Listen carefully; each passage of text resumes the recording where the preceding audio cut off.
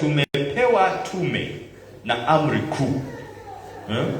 Kisikia ni amri na ni tume kuu, ni kumaanisha ni jambo la kuheshimika sana, ni jambo la kila Mkristo kutilia maana.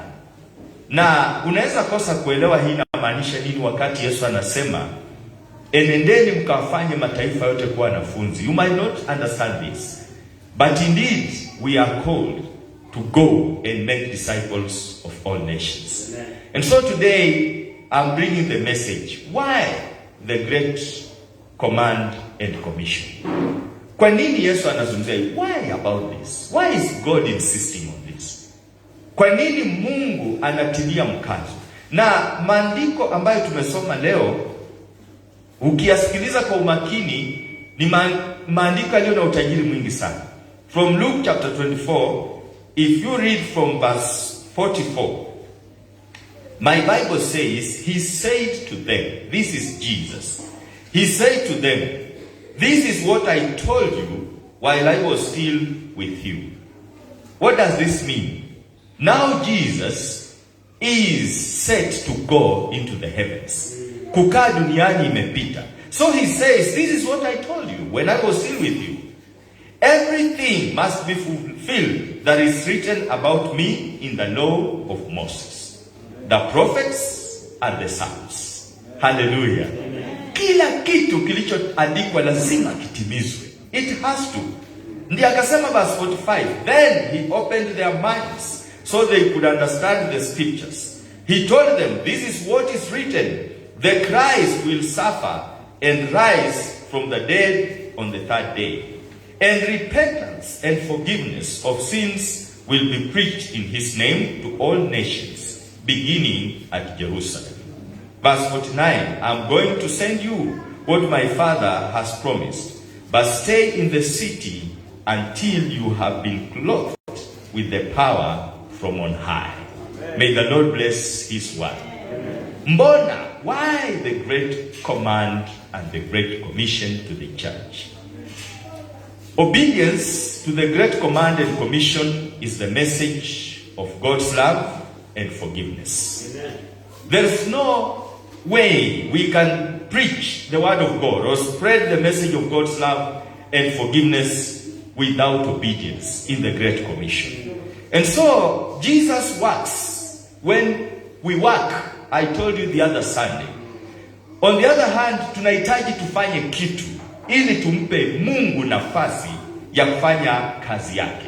According to Mark chapter 16 verse 15 and 20, tuliona kwamba Yesu anasema nyinyi fanyeni tu kazi yenu, kuwaleta watu kwa Yesu, kuhubiri injili, wanaoamini wabatizwe, na mimi nitahakikisha nimefanya kazi yangu. Ishara na miujiza zitafanyika.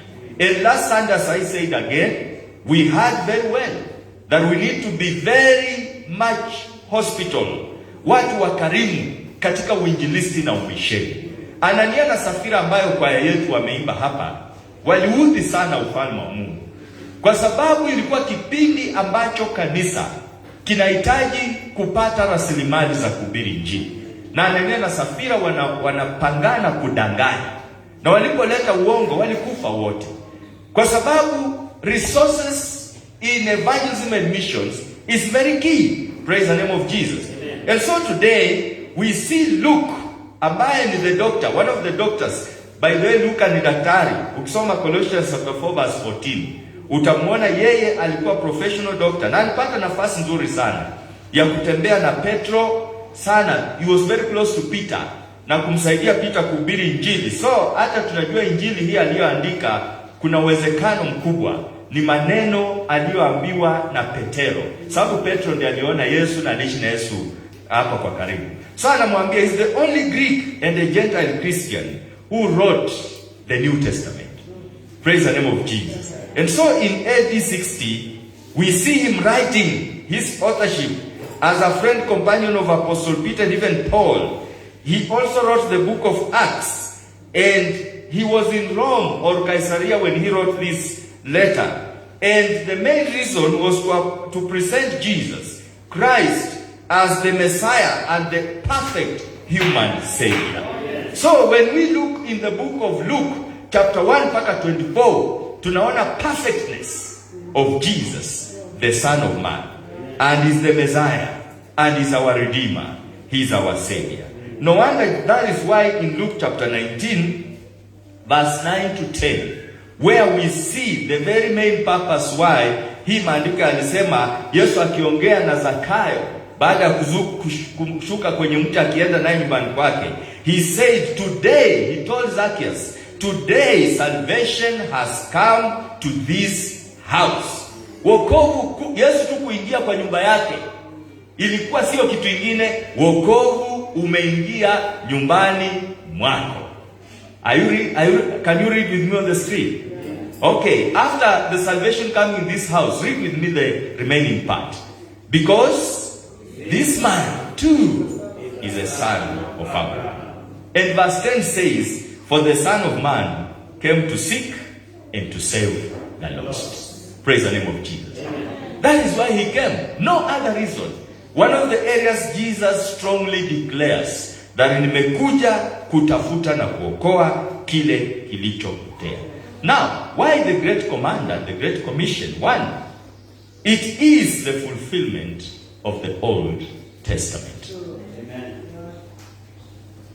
Jana tulikuwa na nafasi fulani ya kuangalia safari ya Mungu na kuokoa mwanadamu. Ni safari kubwa sana.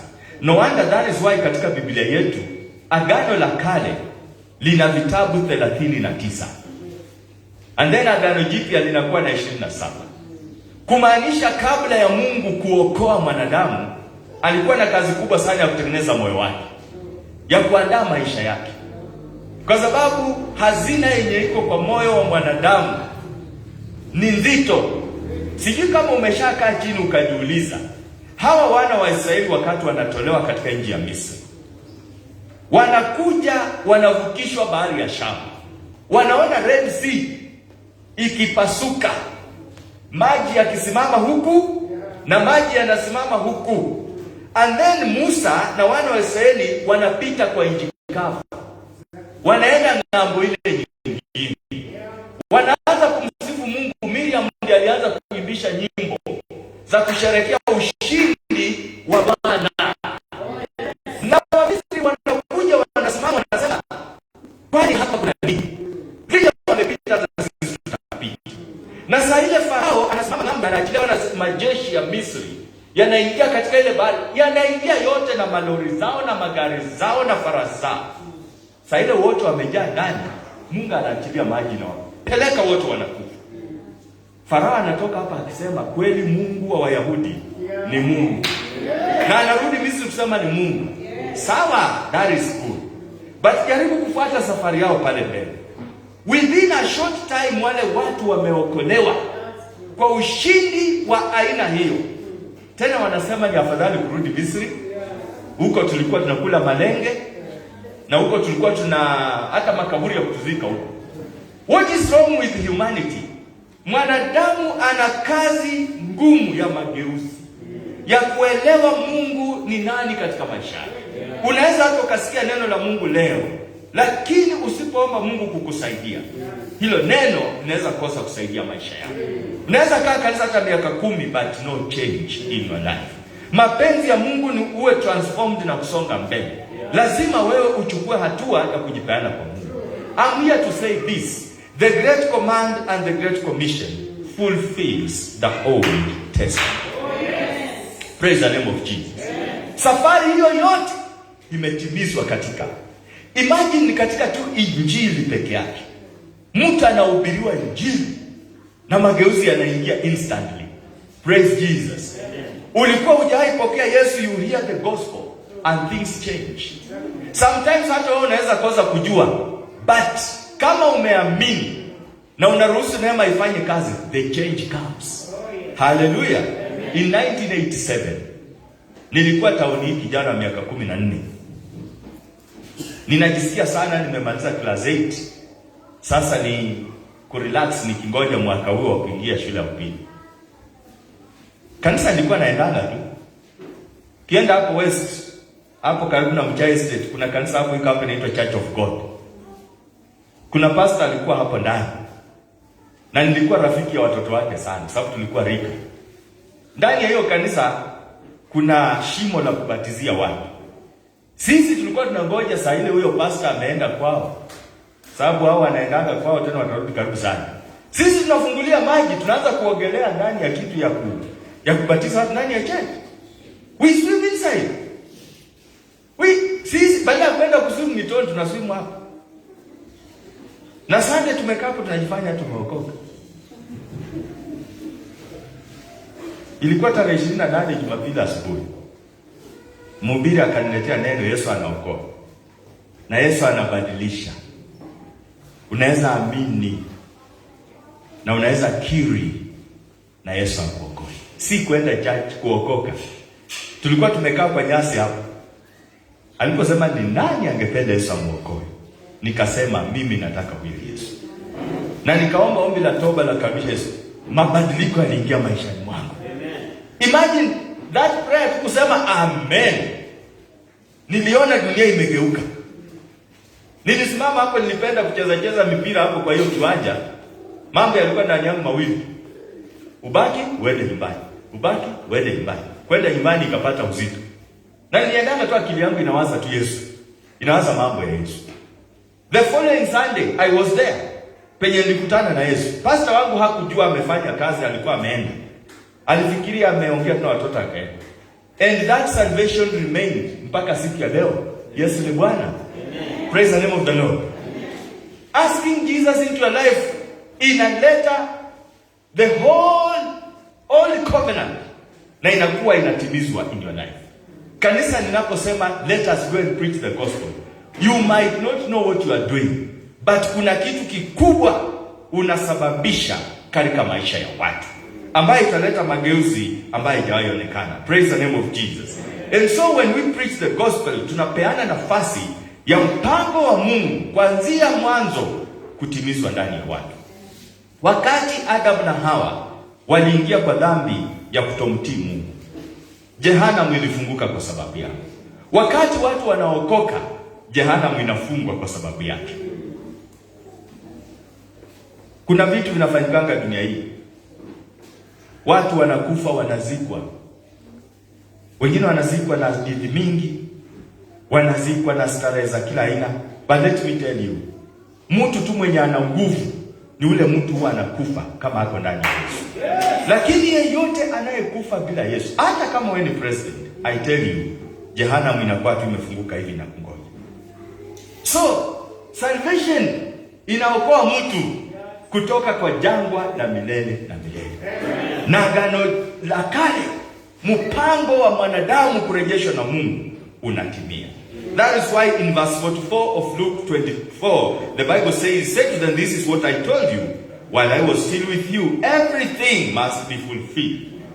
That which is written about me, Jesus, in the law of Moses, the prophets, and the Psalms." That's the Old Testament. Praise the name of the Lord.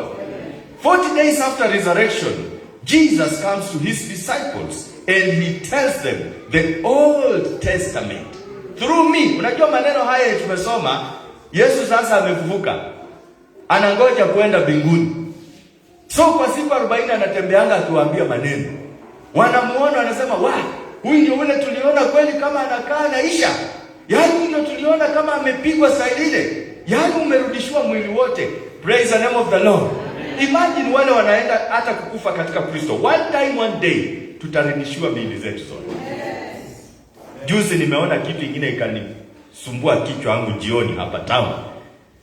Mwanaume wenyewe anaruka barabara hivi na lori linapata yeye na linasiaga yeye hapo na akakwisha. Alibebwa hapo vipande. Ikawa maneno yake imeisha hivyo na imeisha hivyo. But you know what? Shida iko tu kama alienda hivyo without Jesus.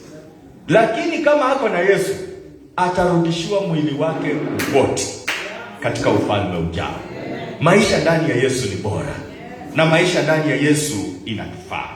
So hapa tunaona Yesu akifunua the threefold way of expressing the Old Testament, whereby he says historical writings, Genesis to Esther, in the law of Moses, they were talking about me. He says poetical writings zote, Job to Song of Songs, they are all about me. Praise the name of the Lord. And even the prophetic writings zote, Isaiah to Malachi, they are all about me. me. How can we make sure this truth imetimia kwa maisha ya watu siku ya leo? Eneza injili ya Bwana Yesu. Jesus knows how to unfold this truth in the life of a person, na ukweli huo uweze kutimia. Ukiangalia katika Kumbukumbu la Torati 18 mstari wa 15 hadi 20, unaona Biblia ikizungumzia mambo ya sheria. The Lord your God will raise up for you a prophet like me from among you, and he says, from your fellow Israelites you must listen to him. Praise the name of Jesus. For this is what you ask for the Lord your God at Horeb, that is the mountain near Mount Sinai, on the day of the assembly, when you say, let us not hear the voice of the Lord our God, nor see this great fire anymore, or we will die. Without Jesus, death is just waiting for us. Praise the name of the Lord. What about in Psalms 22 verse 1 to 5? Jesus Christ on the cross, my God, why have you forsaken me? Why are you far from saving me? Jesus Christ and salvation fulfills the Psalms. Bwana majeshi asifiwe. So, preach the gospel. You just don't know. Kile ni kama elimu. Elimu wakati unagaramika ukiweka ndani ya mtoto, huwezi jua unafanya nini. But hiko siku moja unaweza shangaa huyo mtoto akiwa na mambo tofauti kwa sababu ya elimu. Praise Jesus. I can give so many testimonies about akina mama ambao ninajua waliamua kufunga kamba kwa tumbo zao kwa sababu ya kuelimisha watoto. Labda mzaa amemwacha ama mzaa amefanya nini na akasema mimi nitangana na watoto. Hapo ndio sasa wamama pia wanapatanga maksi nyingi. Bwana asifiwe. Na si wamama wote, ni wale wamama wanajua faida ya watoto. Halo? Unajua kuna wamama wengine hawajui faida ya watoto. Anasema mtoto ni mzigo. Au ndio wale wanaenda kutupa watoto. Lakini mama anayejua faida ya mtoto anasema nitangangana na huyu mtoto. Ninajua testimonies za wamama wengi waliongangana na watoto na baadaye wale watoto walikuja kuwa baraka kwao. Praise the name of Jesus. Elimu, ufahamu, unaweka. Na unapoweka inakuwa ni kama unateseka, ni kama unaumia, ni kama unahangaika. Siku moja nilikutana na profesa moja ambaye alisimulia mambo mengi hapo katika vyuo vyetu vya nchi hii, akisema vile mama yake alinunuanga omena wakikula ugali. Anaenda kufanyia watu vibarua ndio waangalau wao, na alilia machozi sana, akasema shida tu ni kwamba saa hii my mom is not alive. Akasema angelikuwa mzima angelijua alifanya kazi nzuri kusomesha mimi to be a professor. You don't know wakati unaweka Yesu ndani ya watu. Jumapili ile nyingine nilikwambia wacha hivi vitu vyenye tunasumbuka navyo hivi kuhusu kutafuta sijui kufanya nini, kukunywa mafuta na kumwagiwa nini. Uponyaji, weka Yesu ndani ya mtu. Yesu akiingia ndani ya mtu atamponya. Yesu atamponya. Praise the name of the Lord. And I told you this very well. Ukikuta sometimes hata mtu ana matatizo gani, hakikisha tu Yesu ako kwa maisha yake. Yesu hawezi ingia ndani ya mwili na endelee kuacha magonjwa ndani ya mwili. He will bring healing. You don't know what you carry when you share Jesus in the lives of people. Miujiza za agano la kale yote unakuanga umefungua ndani yao. Isaiah 53 verse 10 to 11. The Bible says, yes, yet it was the Lord's will to crush him and cause him to suffer. And through the Lord, and though the Lord makes his life an offering for sin, he will see his offspring and prolong his days. And the will of the Lord will prosper in his hand. After he has suffered, he will see the light of life and be satisfied. By his knowledge, my righteousness servant will justify many. Hapo ndio unaona hata watu wenye wangekuwa watu through salvation wanakuwa watu. Jina la Yesu lisifiwe. Mtu mwenye hakuelewa hata la kufanya. Na ninapenda Yesu. Yesu hakuji kwa sababu ya kujidai na watu, but anakuja kujitukuza na maisha ya watu. Bwana asifiwe. Ndio unasikia akisema kwamba yeye anakuja kwa mtu aliye chini ili aweze kumuinua juu. Anakuja kwa wale ambao walikuwa wamedharauliwa ili waweze kuinua. Ndio unaona yeye mwenyewe akikuja anakuja amevaa udhaifu. Wafilipi 2. Ukisoma Filipi 2 anakaa mtu wa chini, anakaa mtu ameacha mbingu na utawala wote ili huyu mtu ambaye ni wa chini apate nafasi ya kuinuka juu. Maisha ndani ya Yesu ni bora, na maisha ndani ya Yesu ina uwezo wa kuinua mtu katika kiwango chochote. Amen. Nimepata Yesu, nimepata vyote. That is the reality. And that's why you have to settle in Christ and you have to move on in Christ Jesus. Why the Great Command and the Great Commission? Secondly, the gospel is the opener of our human minds. Praise Jesus. Thank you for that good yes. Injili hufungua mawazo na hufungua akili. Juzi nimeona kwenye media yetu, mama mmoja eti hakuzaa watoto wa wavulana. Najua Kenya wote watu mnapasha hivi vitu kila wakati. Na sasa the so called shemeji mwenye angekaa na huyu mama anasema kama hukuzaa mtoto wa mvulana hapa, we hauna lako hapa. Na wakabomoa nyumba yake, hata ukiangalia nyumba yenyewe ni ya taabu juu ya taabu. Na wakaweka chini na ikaisha. Na mvulana simama hapa anasema hivi ndio ilivyo, wasichana wataolewa na waende kwao. Kwa hivyo vile hakuzaa mtoto mvulana hapa, anastahili kuondoka. Na nikaona watoto wake pia wanalialia hapa. Nikaangalia nikasema wangelikuwa wana Yesu. Wangelikuwa na Yesu, akili ingefunguka. Na wangesema tu okay, mlizaa sisi na mmeona sisi si wa maana. Ni kushika mama yao mkono na kusema hata kama ni miguu tutatembea mpaka Uasin-Gishu, mpaka Eldoret, mpaka hata wapi. Na penye watalandi, Mungu atawabariki. Mungu atawasaidia. Lakini kwa sababu their minds are not opened, wanafukuzwa na kushinda wakililia hapa. Let me tell you, watu wa Mungu, tunaweza barikiwa na Mungu popote. Tunaweza. That is why huwa nasema lazima tuelewe, sisi waliookoka, mawazo yetu lazima yafunguke. Lazima tujue Mungu ametuokoa kufanya nini. Lazima ujifunze kuondoka katika hizo cultural bondages zenye huwa zinafunga watu. Unang'ang'ana tu ukifungana ati mimi ni. You need to know wewe ni mwana wa Mungu, and the Lord can bless you. The Lord can keep you anywhere. Nilikwambia hapa nilipokuwa naanza hii the Great Command, the Great Commission. The Great, ukishaokolewa umeitwa kuwa mtumishi wa Mungu mataifa yote. Unaweza ondoka hapa na hata uende India na uanze kuhubiri injili huko.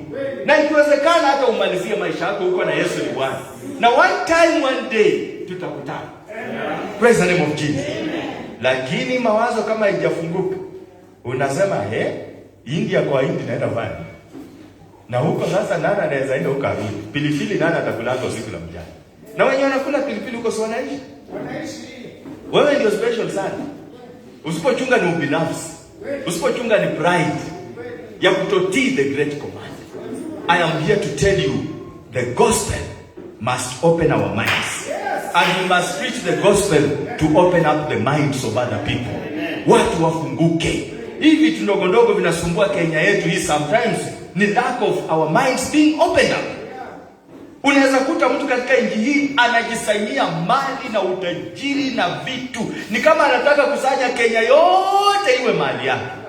Utaenda wapi na hiyo vitu?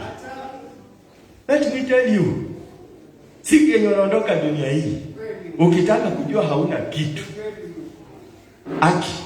hatuwezi kubali kupeleka na chochote. Hatuwezi. Unaenda tu peke yako. Alafu nimefanya observations kadha wakati. Ukikufa kama kwa hizo hospitali, watu wana madharau huko. Iko masanduku. Naona unaniangalia mzuri. Iko masanduku wanaingiza watu wenye kufa ndani. Sijui nani aliwaambia mtu hawezi ingia kwa hiyo masanduku na nguo. I don't know. Hata uwe ni nani, unaingianga tu vile ulitoka dunia hii. Asante kwa kusikia, naona ninakuingia mzuri.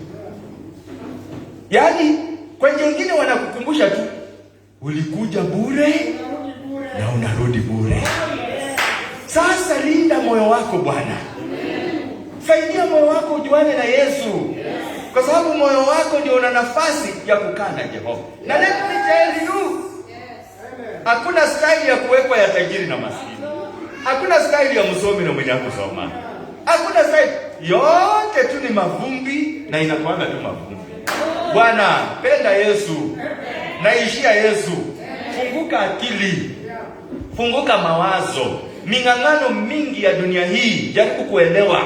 Hii nafasi Mungu amekupa ni kidogo tu. Ujisaidie.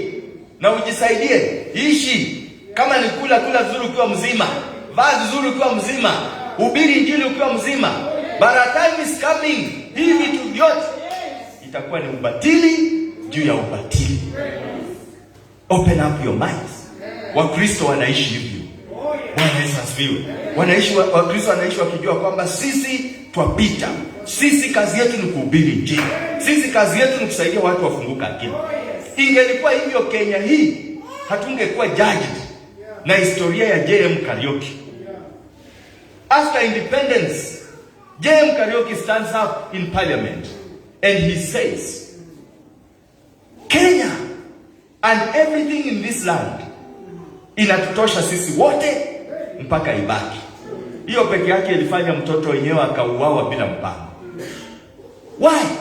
Ulafi, gluttony yenye haisaidii. Wako wapi wenye walifanya hayo yote? Where are they?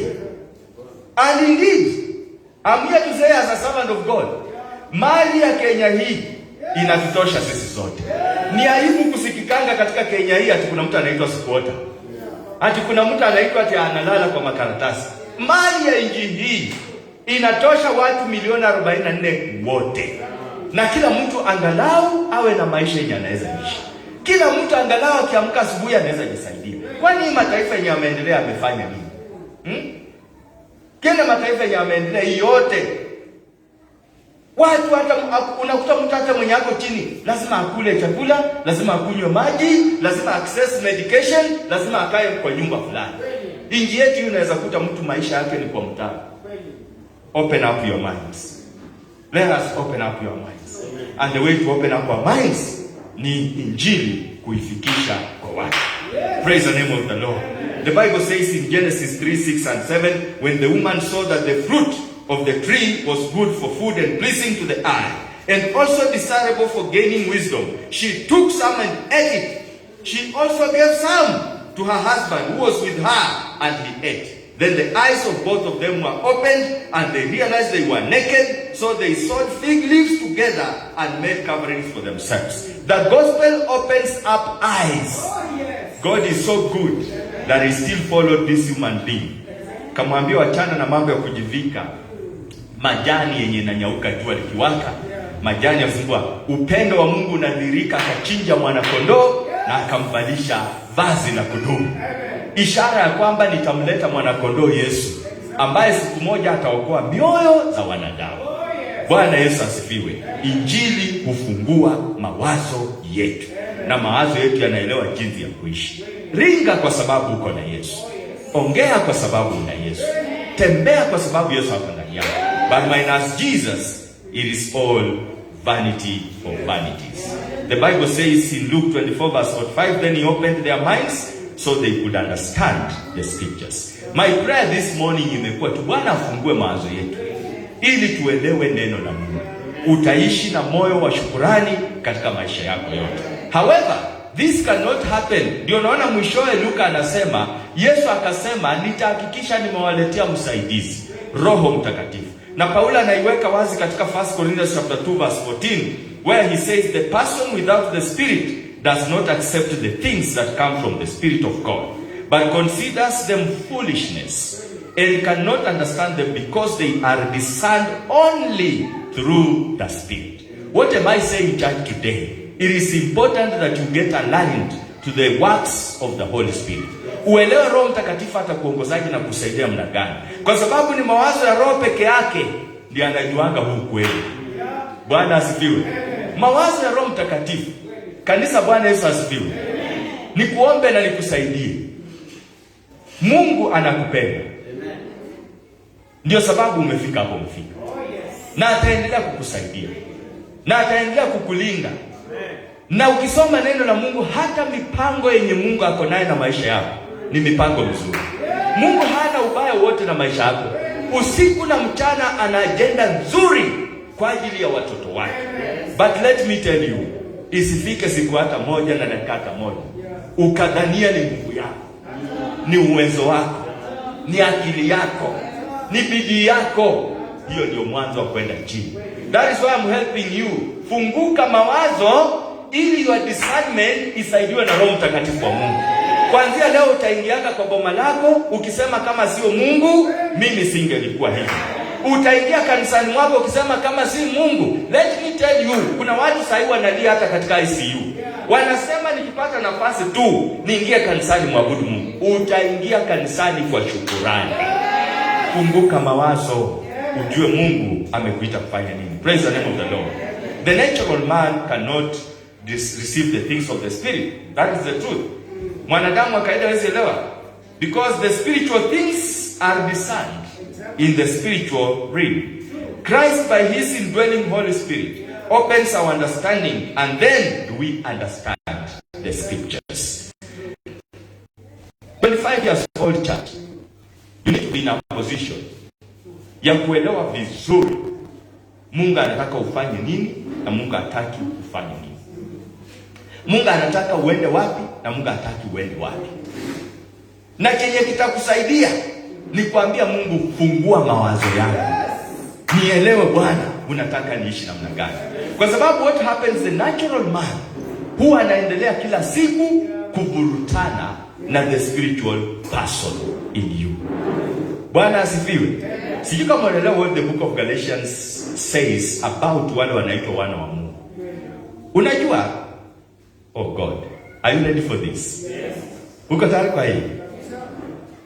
Take for example, na ninashukuru sana nina wamama wa young women here. Na hata wengine wale wamesonga, you know this. Take for example, yes, I remember hata this week kuna mama moja ambaye alikuwa na ombi la kupata msichana wa kusaidia kazi, kwa sababu sasa anatakana report on duty na ana sasa watoto wawili, mwingine mdogo. Take for example, mtoto nyumbani ni mdogo. Wewe baba na mama, chochote ambacho Mungu amewasaidia kutafuta nyumbani, for example, kwako ama kweli, baada ya wewe ni janani. Baada ya wewe kwa kawaida ni janani cha mtoto wako, isn't it? Tuseme hivi, wakati mtoto wako angala natunzwa na ule msichana wa kazi nyumbani, na najua vile mama unamkanga, unapanga maziwa ya mtoto, unapanga chakula, unapanga nini, na unasema mtoto wangu apewe, na pengine mtoto ndio baada anatambaa. Huyo mtoto amebaki katika utawala wa nani? Wa huyo. Akiamua kumpea atampea, na akiamua mpei. Na je, hiyo maziwa ni ya nani? Ni ya mtoto. Na unajua na zamu atakunywa. Hata kuna wale wanakunywanga, anajeleka tu ana. Sasa unaonanga yeye mwili inapanuka, lakini ya mtoto inafinyika. Lakini maziwa ni ya mtoto. Imagine yeye ndio mwenye hiyo mali, yeye ndio mwenye hiyo vitu, lakini anakonda, lakini mwenye ziwa hiyo anapanuka. Halo wana wa Mungu. Funguka mawazo. Unaweza finyikanga tu na kumbe wewe ndio mwenyewe. Injili ya kueneza, mambo ya kueneza injili hii ni hatua hata ya kusaidia maisha. Uanze kuona furaha ya kuwa mwana. Hiyo ndio kitabu cha Wagalatia. Mwana ni mrithi. Na Wagalatia wamezungumza specifically pale akasema Abraham, Ishmael sio mrithi. Mrithi ni Isaka. Na leo hii agano la kale linatimia kwetu. Wakati tunazaliwa ndani ya Kristo, sote tunakuwa Isaac lineage.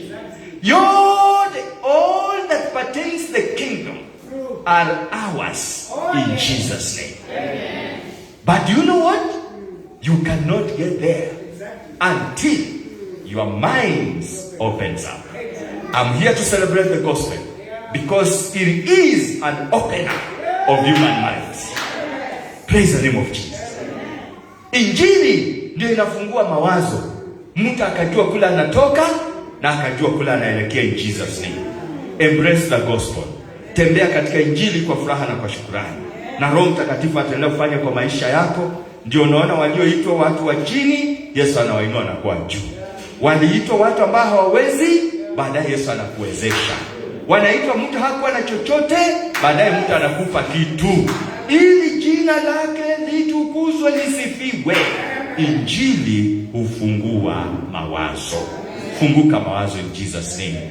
Usikuwe Mkristo ambaye ukienda reserve watu wakifanya kimila na kienyeji pia wewe unaungana nao na kimila na kienyeji.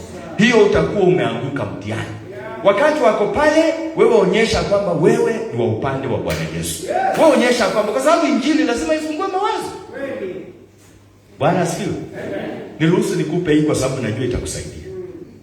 Nilitaka niombe permission kwa mmoja wetu hapa, but tulipokutana nikakosa kuomba ruhusa. But I will be wise. I'll be very wise in this.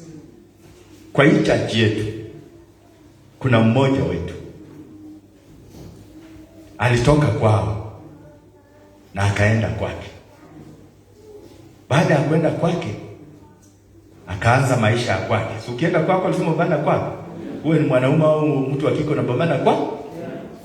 But all of a sudden, unajua maisha pia ina mambo yake, tuna mitihani zake. Kila mmoja wetu mpaka unafika mahali unasema kwetu ndio sawa ama ni aje? So alifika kiwango kama hicho kidogo. So akajisikia niende kwetu kidogo. The testimony alikuwa ananipa, alipata kwao si kwa kukalika. So tulicheka pamoja, akaniambia mimi Bishop nimerudi kwangu. Na nikamwambia umefanya vizuri. Ninakumbuka niweka neno moja kwake. Nilimwambia, do you know why umeona kwenu ni tofauti? Nilimwambia ni kwa sababu wewe tayari umeruka ng'ambo hii ya wokovu. Neno alilotumia ni hili, alipata kwao ni vita. Unajua, si hata nyinyi kuna wale mmetoka kwenu ni watu wa vita. Unajua ukirudi kwenu, kama kwenu ni kwa vita na huo hujaokoka, hata utaingiana na hizo vita. Kwanza unafikiria vita ndio life. Wakikugonga huko na unagonga huko, wakisukuma huko na sukuma huko. Lakini huyu aliweza kuona vita, na nikamwambia sasa you carry responsibility. Kuanzia leo na kuendelea una jukumu la kuombea hiyo watu wa vita. Una jukumu la kuhubiria injili. Ili Yesu aokoe. Injili hufungua mawazo. By the way, you need to know hata walevi sasa ile wanakunywa wanasikia mzuri sana. Wanasikia huko ndio dunia yao. Tena ukaambia umekosa mna tumekosa mna gani? That is life.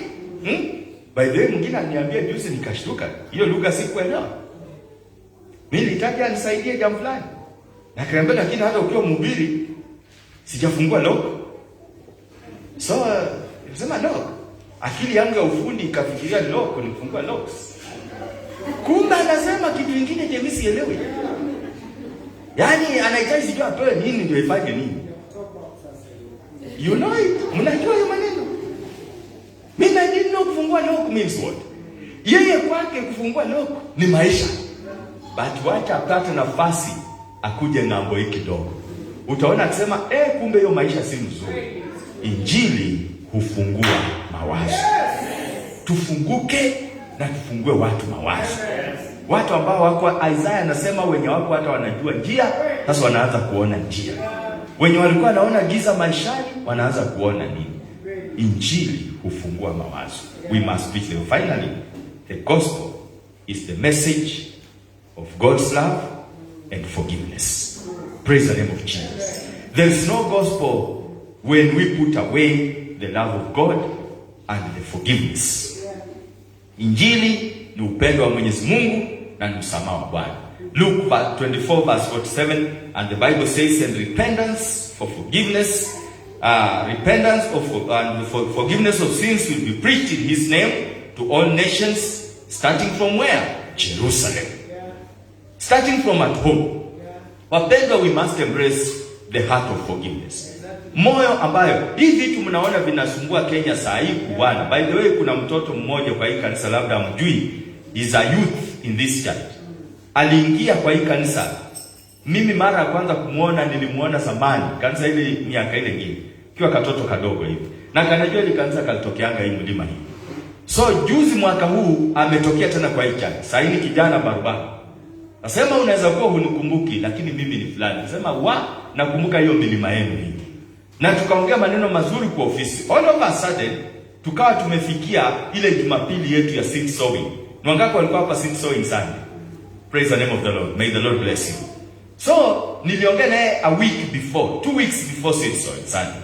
And so this young man comes here Sunday hiyo ingine na hiyo Sunday ya seed sowing. Amekaa hapa kwa hii ibada desperate. Haelewi la kufanya. Alikuwa anaishi na wazazi wake wamehamia, sasa wameenda. Sasa yeye amekuja kujaribu hatua za wazazi wao zenye waliwacha nyuma. Anasema alikuwa kwa hii ibada Jumapili ya seed sowing Sunday. Kenye aliweza kuafford kwa mfuko wake ni 30 bob. Sasa ile basha ya seed sowing Sunday ikamfikia. Akachukua kwa imani na kwa upendo. Akaweka 30 bob yake pale. Sasa aliweka hiyo basha yake kwa madhabahu. Akasema, Mungu, nikiangalia Eldoret hii nilizaliwa na wazazi tauni hii. Lakini saa hii walienda. Hata kashamba kenye walikuwa wamenunua kamenyakuliwa na watu. Mimi nimekuja. Baba unisaidie. Haelewi, hata siku alikuwa amelala karibu siku 2-3 hakuna chochote akakula. Anasema alirudi kwa hii milima yao akachumba. Jumatatu akaitiwa kazi hapa town. Kaingia town. Style yenye alinitokezea hapo on Thursday sio ule kijana ndio. Kijana sasa ameng'aa. Najua kwa hoteli pia wanafanya na unakula huko. So huwezi kaa tu hivi parara anafanya na pia anakula huko. Alikuwa ukiangalia ametameta hapo tu mzuri. Ingawaje alikuja na ushuhuda ambao ulikuwa na shida. Kaniambia nimepata report. Ndugu yangu akiwa askari kule Busia. Ameua mama mke wake na amejiua yeye mwenyewe. Wameacha hapo mtoto wa miezi 3. Niombee ninapoenda katika ile jambo kule kwetu nyumbani. Unajua kwa nini hivi vitu vinatendeka? Unaua mtu nini? Unajua upate nini? Mnaacha mtoto wa miezi 3 hii asaidike na nini katika maisha yake? Imetendeka katika congregation. Wacha ile mnasoma watu wanauana. Why? Mmeziona ziko on media. Ni ndugu kijana mmoja kwa church. Why is all this happening? Injili ikikosekana ndani ya mioyo ya watu, no forgiveness, no repentance. Injili peke yake ndio imebeba msamaha. Na ndio imebeba upendo wa Mungu. You cannot kill your hata na hiyo ni bibi yako style gani? Wanaume, Bwana Yesu asifiwe. Your wife, how can you kill your wife? For what reason? For what reason? Am I talking to people? Yes. For what reason? Mimi wangu huyu wakati tulioana. Najua wakati tunaoa, wacha hii yenye mnadanganyanaga hiyo, mnachukuana tu kwa barabara. Unajua mkioana kwa mfano kwa matatu. Hiyo ni very shallow relationship. Kwa matatu unavunjia mtu mahindi choma na inashikana hapo na inaenda. Hiyo ni kitu cha mchezo hiyo. Sisi tukioa tulijua kuoa ni nini. Tulikuwa tumefundishwa what to marry is. Tulifundishwa kuoa ni jukumu. Kuoa ni kuwajibika. Kuoa ni kumaanisha. Tulijua hiyo. So ninakumbuka wakati naingia katika marriage, nilijua. Mojawapo ya jambo niliambia huyu msichana wangu ni hili. Nilimwambia mimi. Unajua nilikuwa na some fears sana. Lakini si wa glory. Niliambiwa mama wanasumbuanga wazee. Sijui kama ni kweli. Wamama wanasumbuanga wazee. Wamama wanasumbuanga wazee. Wazee ongeeni kwani mnaogopa? Nauliza, wamama wanasumbuanga wazee? I don't know. Wazee waliokuwa mbele yangu, mzee mmoja alitupa neno ndani ya akili yangu. Wamama usumbua kweli kweli. Lakini nilionanga alikuwa mtu wa wivu. Hakutaka nioe. Hata siku moja nilikemea. Yeye ana bibi na watoto na ananiambia, "We, utaweza?" Mwambie shindwa. Utaweza na wewe unakwako? I've never seen. By the way, nimeng'ara baada ya Bwana asifiwe. So, siku moja niliambia huyu msichana nikamwambia, "Mimi ikihappen haiwezekani. Ninaenda tu kwa miguu miwili hivi mpaka penye nitaenda na nitaenda." Hivyo tu. Ninaua yeye nini? Ninaua yeye nini? Na sisi wanaume muende. Kwa sababu hata mimi mwenyewe nilisema naenda sijaenda bado niko. Kwa nini? Ndoa ni nzuri. Na ndoa ni ya baraka. Nimeona baraka nyingi as a result of marrying this guy. Praise the name of Jesus. Forgiveness and repentance comes only if you have Jesus. Hawa watu wenye wandugu wenye wanaona wa Kristo, endeni kwa police station.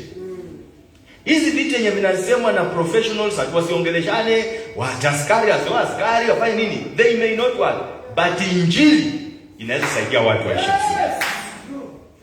Go to them and preach the gospel. They need to be helped. They need to be encouraged. They need to be built up. Praise the name of the Lord. The gospel carries the love of God and it carries forgiveness. Unajua ukibeba upendo wa Mungu, unampenda mkeo, unapenda mumeo, unapenda watoto wako, unapenda majirani, unapenda marafiki, kila mtu unapenda kwa sababu injili iko ndani ya maisha yako. Na msamaha upo. Katika hii safari ya imani, pia mambo yako nimeyaona hata Mkristo kwa Mkristo. But forgiveness is there. Unaangalia tu mambo mengine unasema nimekusamehe. Na wacha ikae hivi. Bwana asifiwe. Halo kanisa la Mungu. Ninaonanga nyinyi mnapenda kusema sana mmechokozwa. Nilikwazika sasa nakwambia nyinyi mmenikwaza mara nyingi. Nyinyi hapo. Nyinyi unaona vile mkaa? Mumenikwaza mara nyingi. Nani ameshakwa zako mimi hapa? Leo nataka kuona genuineness. Nani ameshakwa zako mimi hapa? Mumenikwaza mara nyingi. Lakini you know, love and forgiveness. Na waangalia tunasema Mungu wasaidie. Na nasikia upendo imejaa juu ya hiyo vitu vyote, and I still love you. Kama si Yesu kuna watu hapa hata ningekuwa nimepeleka polisi nafunga. Ingekuwa kwa mfano ni organization na kupeleka ndani. Lakini sasa love and forgiveness. Injili suluhisho la mambo mengi. Na linatuwezesha bado we are pulling together and pressing up together. Hallelujah. To be injili. Acts 10:43, all the prophets they testified about this. Wakisema receive forgiveness and removal of sins through his name, na mtakuwa salama. Acts 26:20. The Bible says when Paul was preaching the gospel in Damascus, akasema tuhubiri in Damascus, Jerusalem, all Judea, then to the Gentiles ambao ni sisi. Paul anasema I preach that they should repent and turn to God and demonstrate their repentance by their deeds. Hiyo ndio sasa evangelism missions. Sisi ambao tumesamehewa na tuondoke sasa tudhihirishe toba na upendo wa Mungu kwa matendo yetu. Why the Great Commission and the Great Command? It is the fulfillment of the plan of God, the fulfillment of the old covenant in our lives. Agano la kale limetimizwa. The gospel opens our minds. Funguka macho, fungua watu macho. It is the message of God's love and forgiveness. Forgive and continue loving. May the Lord bless his church. Amen. Praise the name of the Lord. Pata neema ya kueneza injili. Pata neema ya kupenda watu. Bwana Yesu asifiwe. Pata neema ya kusaidia watu. Hao waume zenu, wake zenu, watoto wenu waombeeni. Watakieni mema, watakieni baraka. Na Yesu atawasaidia kwa jina la Yesu. Majirani wapendeni, waombeeni. Na Bwana atatusaidia ndani ya Mungu. Tusimame kwa miguu yetu tunapoomba pamoja.